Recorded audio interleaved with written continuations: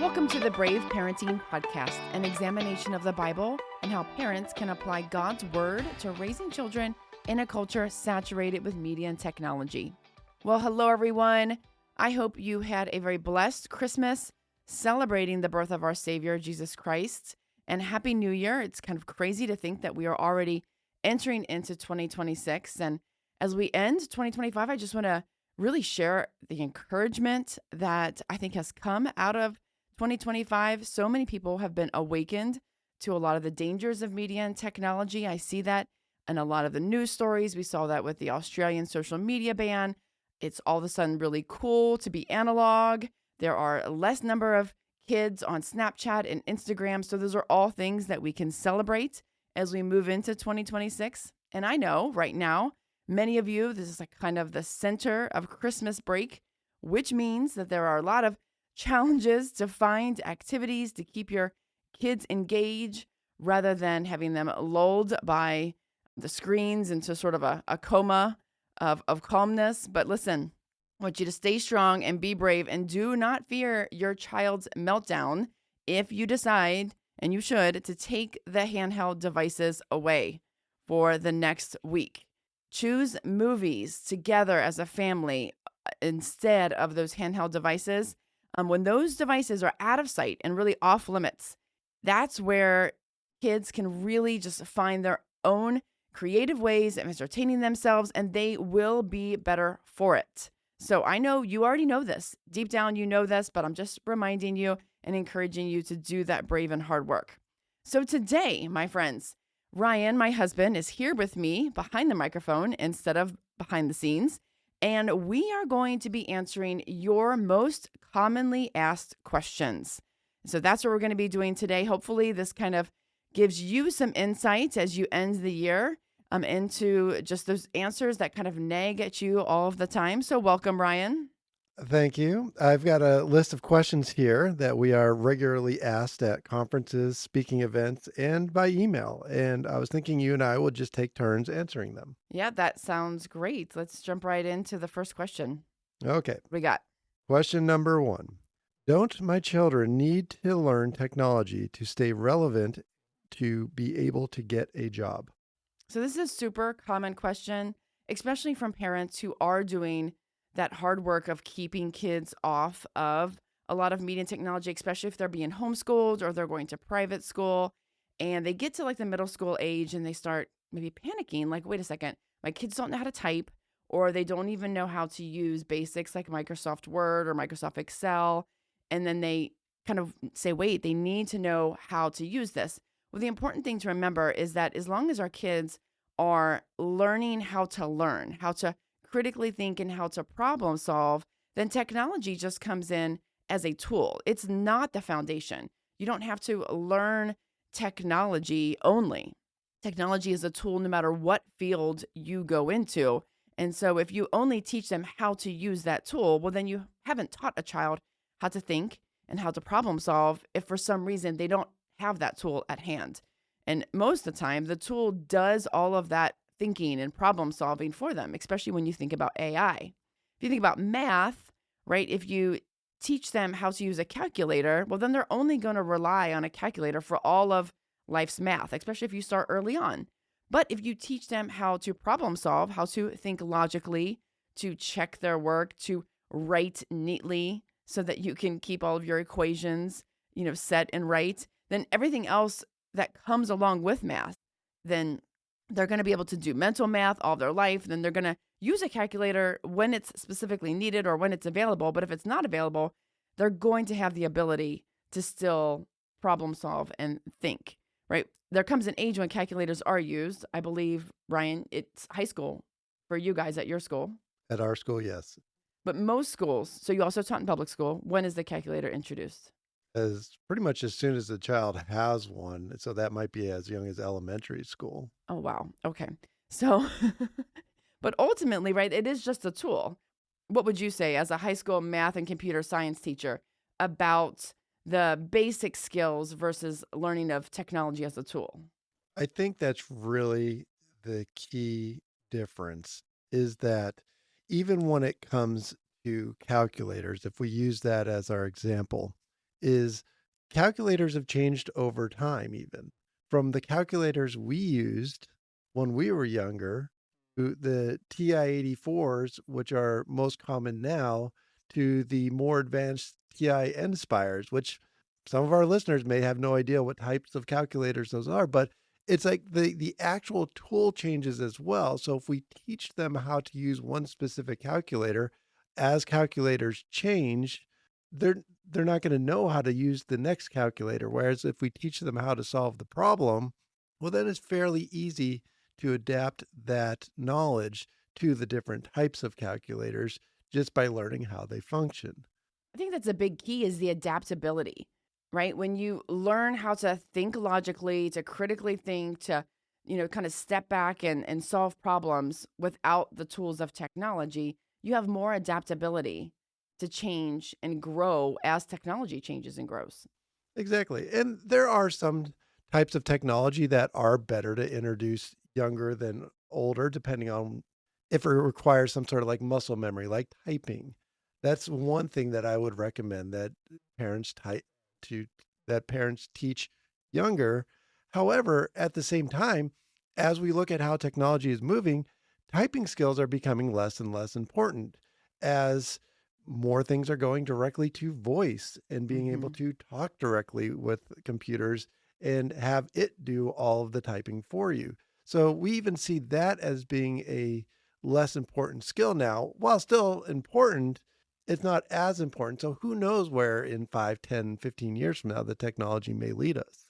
But that's a good point that typing is a technological skill, whereas it's still very important to learn handwriting. Like handwriting and the muscle memory and the brain growth that happens with handwriting is still very important. Like we can't just immediately say we shouldn't teach kids how to write neatly because they're never going to need to know how to write Right. I think that's an excellent point because we have seen a trend in schools moving away from teaching handwriting and spelling. and spelling, and virtually no school teaches cursive anymore unless you're going to a private school.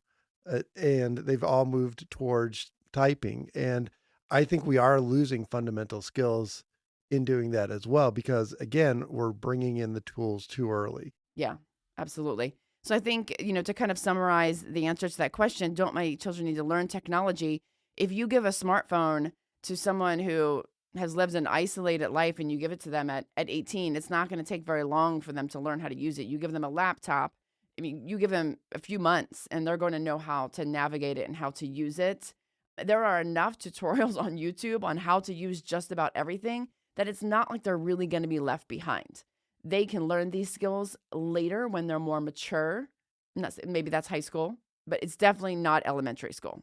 Absolutely. I think the maturity part of it is actually quite important because if you give a student a calculator in middle school and say to them, I want you to learn how to use this calculator, I guarantee you by the end of the day, what they'll have learned to do on that calculator is install video games and learn how to play video games on the calculator, Goodness. not learn how to solve any sort of math problem. Yeah, because you catch your students Yes. installing games on these TI-84s. Yes. So if you don't know that your kids can do that, they can because they're savvy. They're tech savvy. They're not necessarily tech mature. And that's what we want to wait until they're a little more mature so they can see these tools as something that can actually aid them for productivity and not just be a toy. Exactly. Okay. We could probably talk about that forever. So let's go ahead and move on to the next question. What you got? All right. Question number 2. My sister and brother in law are strict with my niece's social media use. They don't allow Snapchat, and she is constantly left out of friends' gatherings and conversations. It is causing her to be very depressed. How can restricting our kids from talking with their friends be the best choice? So this is super common, and we've heard this when our kids were in middle school and high school. Now they're all adults. So here's the deal. Snapchat is not a neutral communication app. It is the most commonly cited app in cases of cyberbullying, sexual grooming, sexual abuse, sextortion. I mean, by design, the app puts young people at risk of coming into contact with predators, drug dealers, and scammers. I mean, not only that, but Snapchat doesn't just want you to use their free communication features. Like that's what they bring you in with is, hey, you can communicate with your friends and these conversations are going to disappear. But it's not making money on that aspect, right? And so in order to please their shareholders, and I talked about this a couple podcasts ago, it has had to pivot its focus to Spotlight, which is their short form video feed, very much like TikTok, very much like Instagram Reels and YouTube Shorts. So while your teen may open the app to message a friend, they may also see messages from local drug dealers offering home delivery. They may be drawn into the vortex of short form videos, right? There's just so much more happening on Snapchat than just being this neutral platform of communication. And to ask a teen to communicate via text, right? Standard old text like we, old folks do, instead of Snapchat, it really is not setting an unreasonable standard that they cannot meet, right? Especially if we tell them early on. If you have younger kids, say they're, maybe tween age, like maybe about 10, they probably have heard of Snapchat. And I would just go ahead and put it out there that, yeah, I'm really sorry. That is not an app that's ever going to be an option until you're an adult, right? Don't say, well, maybe I'll think about it. It really just kind of needs to be off the table. And that way it won't come to them as like some surprise or shock when you continue to say no. You hold your ground because you've already stated this is not something we're going to allow into our home. And I know that we live in a very individualistic and sometimes lean towards narcissistic society, but it is not too much to expect other teens to text your child, right? If they won't do this for their close friends, as sad as it sounds, then they're not true friends. Because and to exclude someone simply because they are not on Snapchat, it just is not the sign of friendship that these kids should be engaged with. And so, and then that really is hard. I understand that it's hard. We faced many tears with our high schoolers when we would not allow Snapchat either, but they would even say now that, yeah, that was probably the right idea. I was probably not mature enough to handle it. I saw what happened with all of my friends and all the stuff that they were doing, and that wouldn't have been good. Would you add anything else, Ryan? I think what's important to remember along with that is not only is it up to them and their friends to include each other via regular text messaging. This is why brave parenting is not meant to be done in isolation. You need to reach out to your friends' parents, especially at the younger ages, and say, this is the standard that we have in our house. We're not going to allow Snapchat. This is why we're not going to allow Snapchat. And we recommend that you don't allow Snapchat for your child either. It would be better for all of our kids to communicate via regular text message instead of using an app that has so many known problems. Absolutely. It is important to kind of have those conversations early with other people. And it has been one of those things where Snapchat is probably maybe a little bit better in some regards than TikTok, or at least it was at one point in time. Maybe because TikTok and that algorithm like post 2020 was just really terrible in sucking kids in. And until Snapchat kind of developed their own short form video aspect of it, it was kind of like this. Well, I mean, was it the lesser of two evils? And I know a lot of parents really struggle with that. And the argument that we hear, of course, from kids is everyone only communicates on Snapchat. But if you look at the numbers that are put out by, I believe it's Pew Research, Common Sense Media, only about 60% of American teens are on Snapchat. It's the lowest, right? They are more on TikTok. They are more on Instagram. They're more on YouTube. Snapchat is the lowest. And so the reality is also like, it's true. Not everyone is actually on there. There are enough people kind of recognizing a lot of these dangers and choosing not to be on that, not to allow their kids to be on that platform. And what kind of goes along with that, I think parents also need to understand that these apps are ever changing as they try to increase Yes. their market share. And with Snapchat adding short form video, they're becoming much more like TikTok and various other platforms. Yep. Yeah, exactly. So even if one app is good one year, they can make changes, as we've seen with many apps, that cause them to go downhill quickly. Or they promote themselves as being like, hey, we're listening to parents. We hear you. Like Instagram, hey, we're going to make these teen accounts. And they get all this positive press. And then parents sometimes allow it, saying, oh, okay, now it's safer. But the bottom line is stuff can still get through. They don't really care about your kids. And so there's just so much deception going on there in big tech that it takes a full-time job as a parent to keep up with all of this. And so sometimes the easier and safer all around choice is to just not allow it when they're young, especially when they're young, and then reevaluate at like 17, 18 years old. Okay, let's see what we got next. Okay. Question number 3. When is the right age to get my child a phone? Always asked. This question is always asked. And the thing is everybody wants a rule book. They want, a standard practice, because if everybody obeyed that, then it would be so much easier. But the reality is I think it's like 4% of American 2-year-olds have their own phone, right? We're never going to have a rule book for this. And some parents are going to allow it and other parents are not going to allow it. And we're just always going to kind of be sort of stuck in this conflict. But I think that communication in general, right? When we think about a kid having a phone is really important. That we want them to communicate. We're not trying to isolate them from their friends by not allowing them to have access to a phone. I know when I was a child, I can remember as young as like first, second grade, talking on a phone to friends, calling friends, whether they were from school or from my soccer team or something. I have very vivid memories of this. And so when there wasn't really any options for home phones, we recommend it for families to start with like a home smartphone. And that's still a great option where you get maybe like a kid safe phone such as Pinwheel or Gab, and you sort of set it up in one place in the home. So if you've got like later elementary, middle school age kids, they can all kind of share that phone, and it kind of serves as a home phone. No one's really taking it with them, but they can communicate with friends that you've approved. Now, we do love and we promote the tin can phone.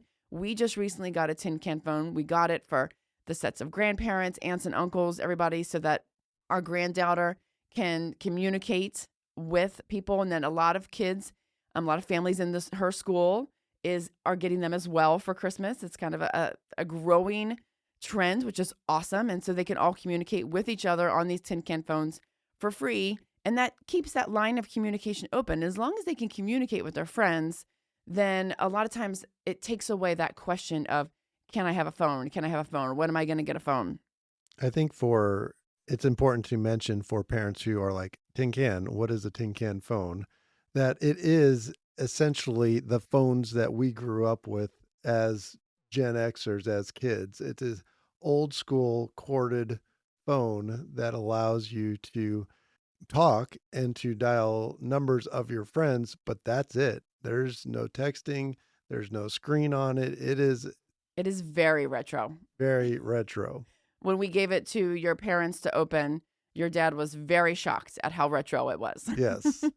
But the key for parents to understand is it does have all of the standard features these days for controlling communication for young children. So you set up who they can contact, what numbers they can call, all through an app on your phone, allowing you to still have that control over their communication, but they're allowed to, when you do give them access to it, to make those phone calls during the times that they want to call. Yeah, I think it's great. So we're loving it already. So now when it comes to a more specific question of like, you're literally asking, when can I get my child an actual smartphone?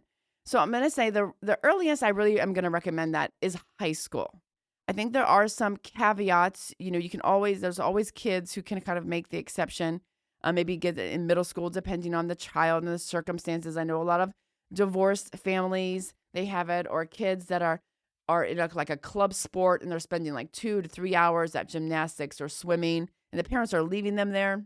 Those are kind of examples of caveats that might require someone a little bit younger to have a phone. But just because they have that phone for that specific time, I want to remind parents that doesn't mean that they carry it on them all of the time. A phone can be given for this very specific purposes of communication, and they don't put it in their back pocket. They return it back to mom and dad as soon as they get home. it's not used for video games or watching movies or anything like that. And so I think that's super important to remember. We just kind of get lost and think that as soon as you give the phone, it just means that they carry it on them all the time. And so don't fall into that. I also really recommend using those kid-safe phones, such as Pinwheel, Gab, or Bark. I also recently heard someone say that they actually don't buy their kids an iPhone at all, that it's the kid's responsibility to save the money and buy it themselves.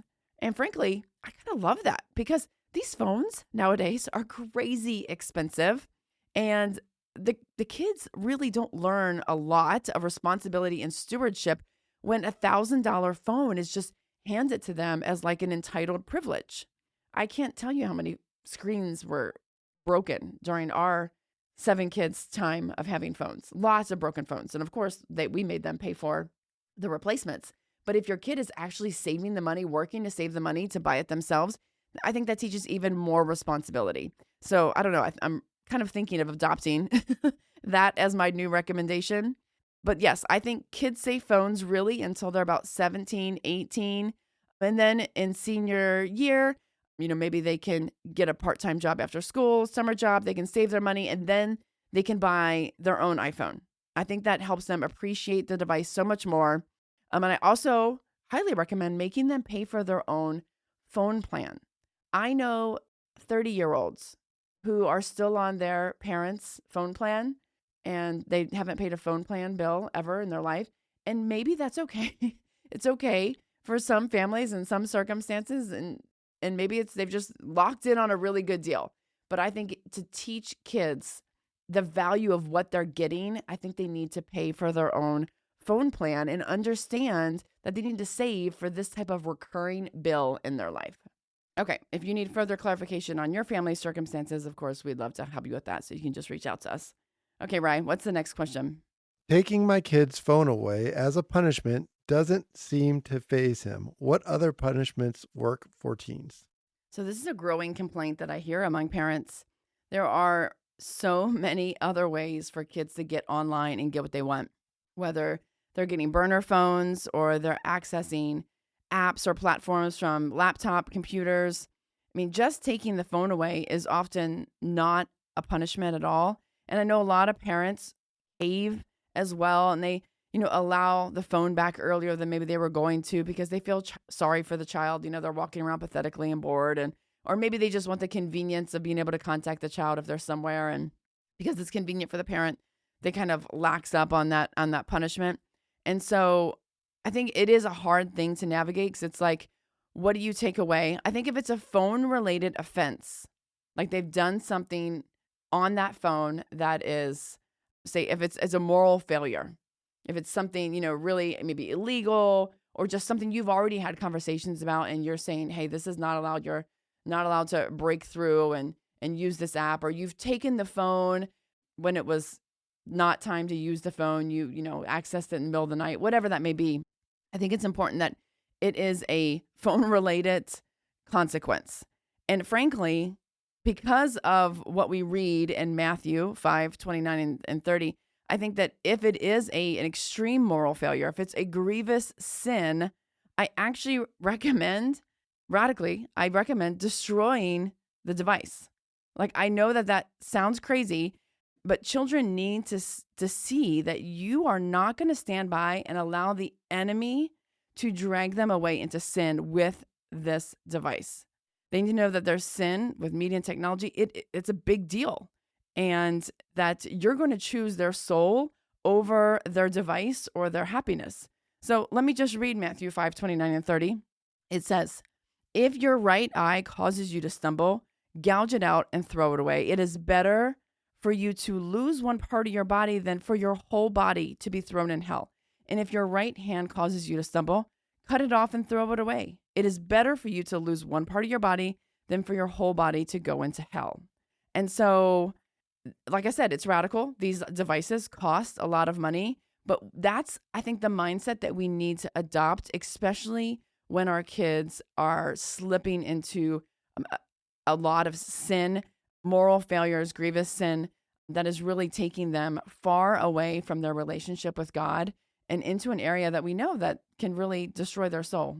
We did that once. Ryan, you want to share the story of the Chromebook? This is for major failings.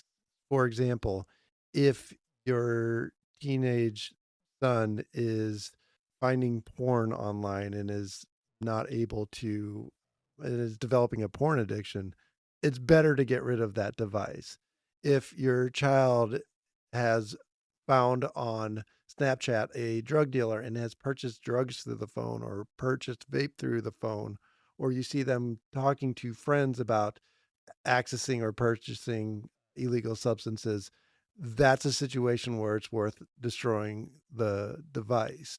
This wouldn't be a good punishment or strategy if it was something minor, like playing a video game on the phone when they weren't supposed to. Yeah, we had a couple scenarios where, well, where we have done this, where we found a laptop. The child was found sleeping underneath the bed with the laptop still open. And I think, if I remember correctly, it was open to Snapchat. And you walked in, I think I found him first. And then I whispered for you to come in. And while they were still sleeping, I took the Chromebook and I made sure that it was no longer usable anymore. And while it was extreme in the moment, that is something that stuck with that child for years as this is really important. and for the other kids, to witness the smashing of a Chromebook, saying, this is not worth it. Like, we're not going to have this device that leads you into sin. And so, because now that they're all older, they will say that that was impactful for them as well. And I think that there were other times where we wish we would have done it and we didn't. And now some of our adult kids kind of say, why didn't you just take my computer away if you suspected this? And so now looking back, I think because of the hindsight that we have, that's kind of why I recommend this. I mean, if your child is caught up in an AI relationship and you're like, I don't know what to do, if I take the phone away, this is what everybody says, right? If they take the phone away, they're going to hurt themselves, they're going to kill themselves or something like that. They're going to be so depressed. But in reality, that is a lie. What they need is to be removed from Satan's hands, because that's what has them captive in some sort of like sick addiction, whatever relationship. Exactly. Okay. What do we have for the next question, Ryan? Question number 5. How do I explain that screen time rules are rooted in scripture and not just my personal preference? Yeah. I mean, because a lot of kids, when they talk to each other, it's all about like, how strict are your parents? And so then they get this idea that we just have this desire for control. That's why we have the certain strict limits compared to other kids, is because we want to control you. And what we have to understand first is this is our God-given responsibility, right? We are to raise children up in the knowledge and the wisdom of the Lord. And that means that we establish boundaries that are not necessarily for our own enjoyment. Because as we all know, it would be much easier to have zero boundaries, zero rules, and just let their brains become mush as they play and scroll all day long, right? But we are entrusted to protect our children with wise boundaries. So that means not only protecting them spiritually, morally, intellectually. I think second, what you can do for your actual children is to explain that screen time is not neutral, right? Depending on the activity. Much of the technology that adults use are tools, right? But what kids are doing is just entertainment, which does not really give them any sort of advantage or benefit. It only addicts them, right? Kids can learn the right tools for the job, as we talked about earlier, when it's needed. But as long as like screen time is just for entertainment, there must be boundaries and limits, because we were not created to just be entertained for life, right? God has created good works. He has prepared good works that we are to walk in them. That's Ephesians 2:10. And so the idea that we just grow up having an entertained childhood and then become like functional, competent, hardworking adults, that's just not going to happen. If you train up a child to be entertained all of the time, to not do chores, to not have to work to earn what it is that these, high dollar tech toys that they're sort of being entertained with, will be video games or videos or whatever, then they're not going to be that competent child, I think, that you want. So ultimately, it's rooting them in scripture in the sense that this is my job and I'm going to do this job not because it's going to make you happy in the short term, but it is for your long-term benefit. It is for your good. And that's what God has charged me to do. And I'm ultimately, my responsibility is before God. Like, I am going to give an account to the Lord when I stand before him on how I raise my children and what I did with what has been given to me. I'm not necessarily going to be like, God's not going to ask me, how happy did you make your children? That's really just the bottom line. That needs to be our motivation. I think when we're studying these boundaries, ultimately though, when it comes down to, I think the easiest way to quote, explain why your boundaries and rules are rooted in scripture is by your actions. It's not necessarily always by your words, because if you are living it out in the sense that you're not being entertained and you're not seeking the pleasure of scrolling all the time, or whether it be, watching short form videos or whatever it may be, playing video games, if you aren't doing that as well, then your actual testimony before them is that there are lots of good things that we can do in this life. There's a time for entertainment and there's a time for other things. And so this is why these boundaries are good. I think that's well said, and living it out is really the best way that you can explain it. Be that example to your kids. Awesome. All right. So I'm going to read the next question because this is one that I really want you to answer, right? And that is, how do I keep my kids from using ChatGPT on their homework? That is a great question that many teachers have been asking for several years now. If your child has an unrestricted device or private access to a computer with no supervision, you simply can't. You have to take care of the basic precautions first before you can worry about the more granular app-to-app restrictions. So you've got to make sure, do they have a phone? Does it have restrictions on it? If you have a laptop, is it in a public space? Are you watching them use that laptop? Unless you put in those basic parameters to start with, you're not going to be able to control it. The next thing is to recognize that ChatGPT really is an amazing tool. It can likely correctly solve all your child's homework up through 10th or 11th grade.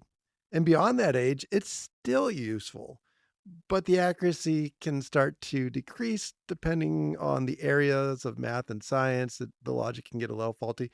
And really, no matter what you ask it, you should always look for confirmation elsewhere to make sure what it's telling you is right. But here's the comparison I like to make.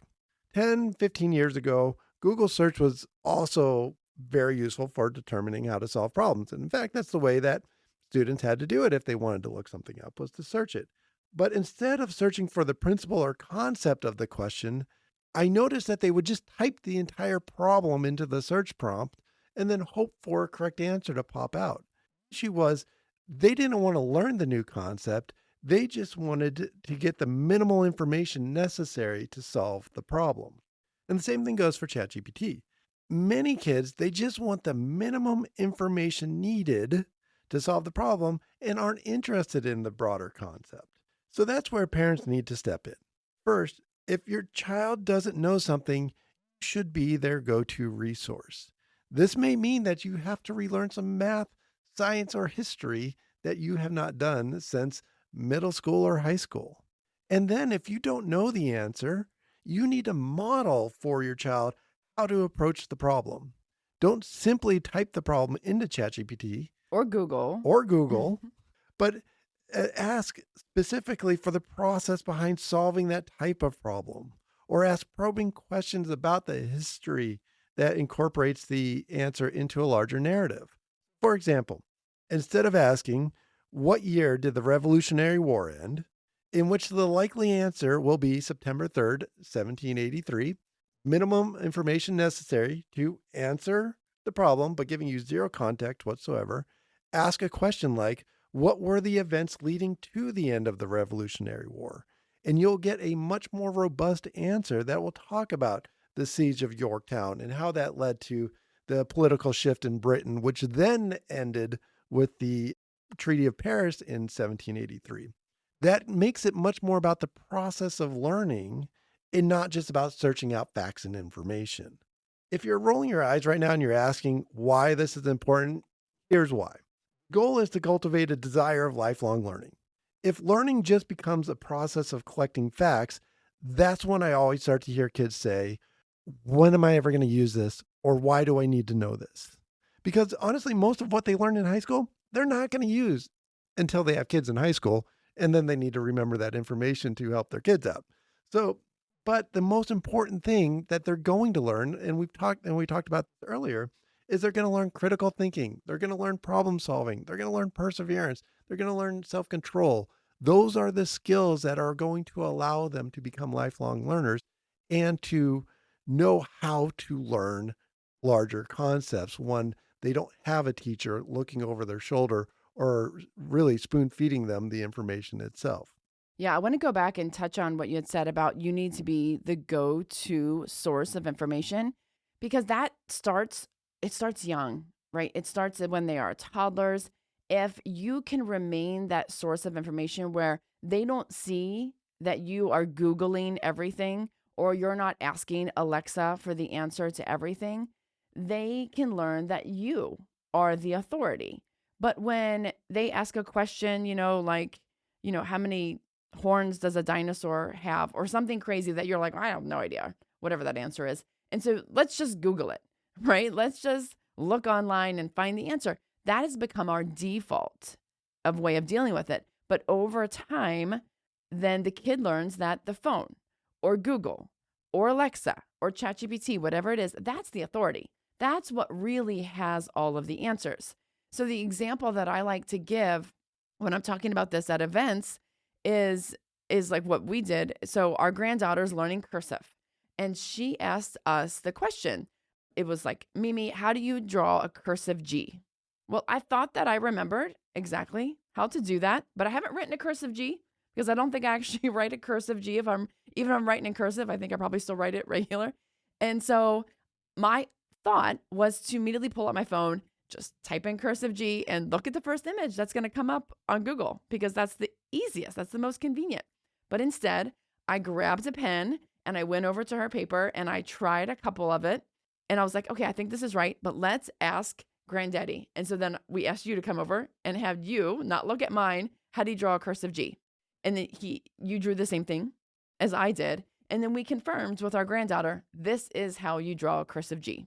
And so for her, it wasn't that, and she even said, well, just look it up on your phone because we probably have done that, but we're trying not to do that nearly as much, trying to help her parents do that not as much as well, because again, that's what I think we've not realized has happened is we've shifted the authority to the phone, to the devices, to the internet, to the AI instead of us. And so when it comes to really important things, whether that be spiritual, moral, things about sex, things about whatever, about the world, how it works, why am I going to go to my parents?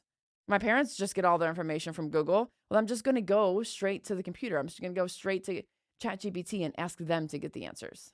And I think it's important to point out, and many parents know this, but for those who might not have seen this yet, is if you go to AI for all of these answers and that AI becomes the authority in your child's life, that's programmed by someone. That's trained on data that Google chooses or Facebook chooses or Meta really chooses or OpenAI. And it may not align with your worldview.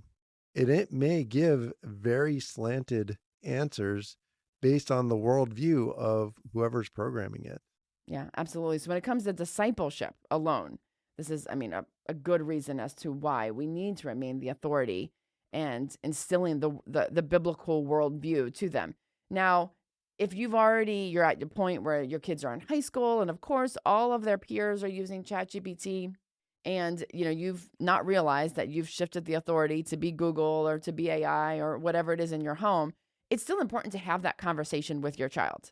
Why do you ask them? Why do you think that maybe you shouldn't rely on ChatGPT for everything? Are there times where you're not going to have access to it where you actually need to think for yourself? Like kind of force your kids to just think about these hard questions and then ask them, what would be some wise parameters that we could put around this so that you're not cheating? You're still learning because learning is important so that you're not getting all of your answers, right? At that point, by the time they're like sophomore, junior, senior in high school, I mean, the bus hasn't completely left the station, but you really need to like be prompting them to be thinking critically about how they're using that. Absolutely. Okay, and then the next question I think is going to go straight to you as well. And that is, can video games really be used for educational purposes? I'll just give the easy answer. Can I say no? Okay, just kidding. Okay, go explain. Honestly, I could talk for an hour on the very few pros and many cons on video games and education. But right now, I just want to focus on the few primary concerns. I do think it's important to state up front that your school is likely using video games in education in a way that is completely ineffective and likely harmful. And I will probably get a lot of pushback on that statement, but I don't think the research that is there to back up how schools are using video games. Not all games are equal. Not all gamification is the same.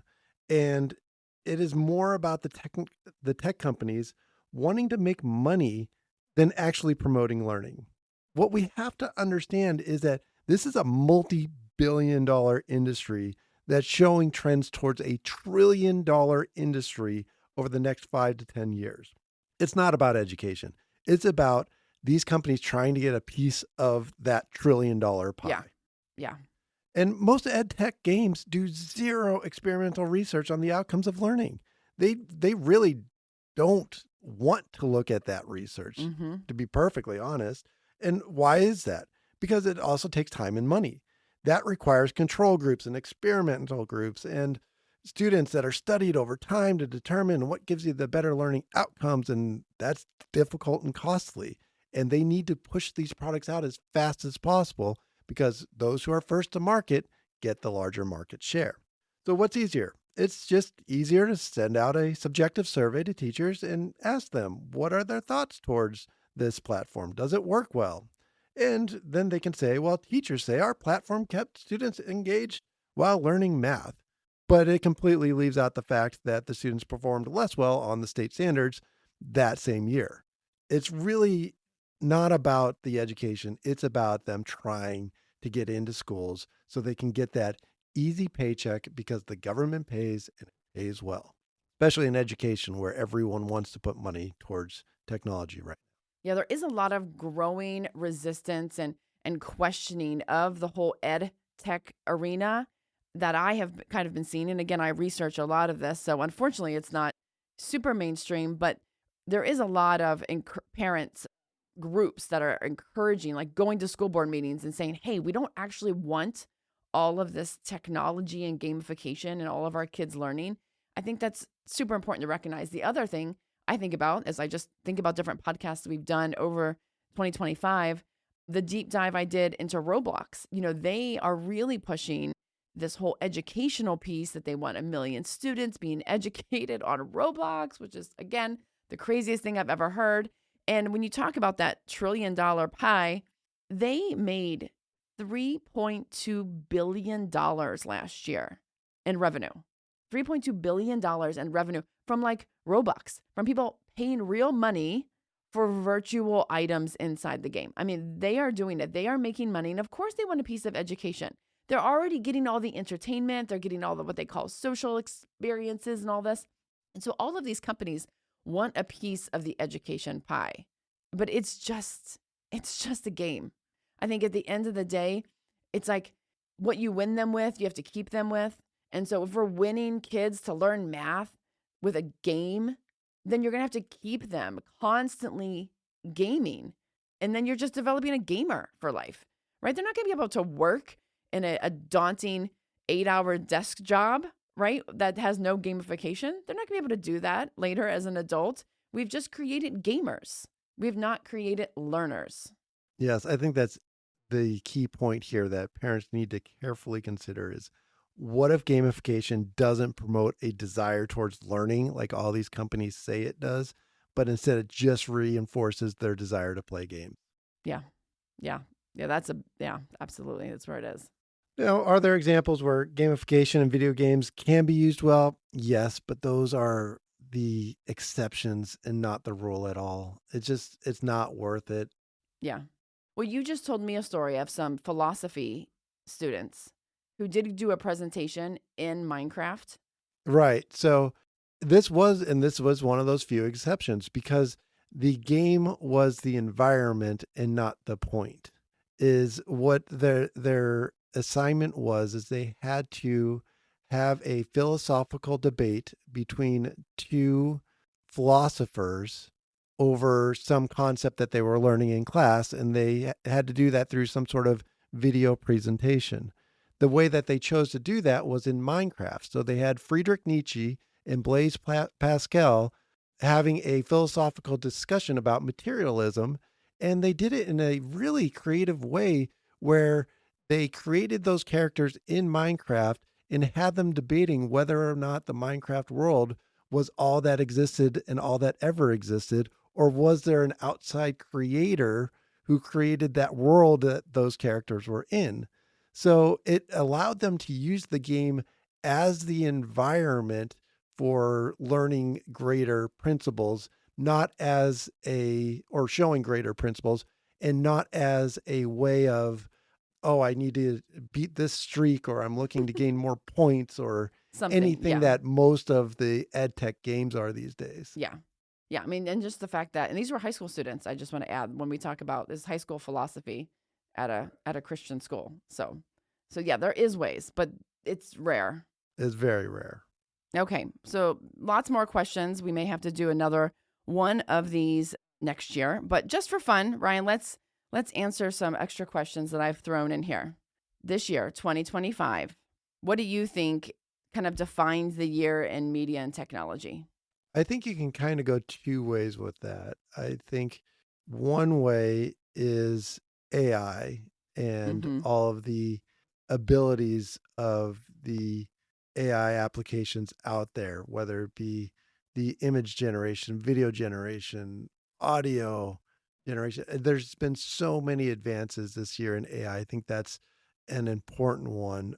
Another one, though, I really do think that TikTok, in a way, because it was supposed to be banned Yep. by the government, and That was the beginning of the year, January. Yep.